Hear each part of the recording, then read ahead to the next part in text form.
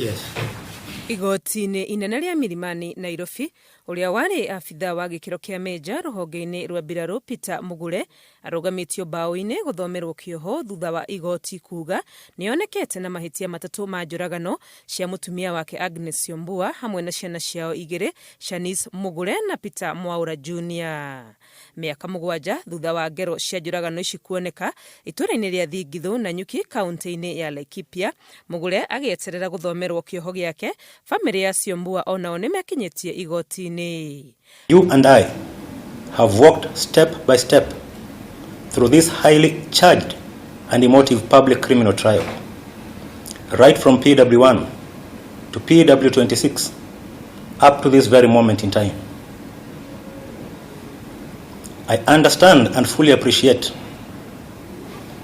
the weight of expectations placed on the shoulders of your Lordship in the hearing and determination of this matter. No na thengia wa kũheo mweke wa kwĩyaria, mũcirithania Martin Muya agĩtemania itua rĩake ndanoneka kũhutio nĩ mĩario yake akiuga iherithia rĩrĩa abatie gũtungio nĩ rĩrĩa rĩa igũrũ makĩria. I have taken into consideration the heavy words by the accused person, but however he has not shown any iota of remorse. But the murders of the 3 accused persons I find were barbaric. The prosecution has called for death penalty.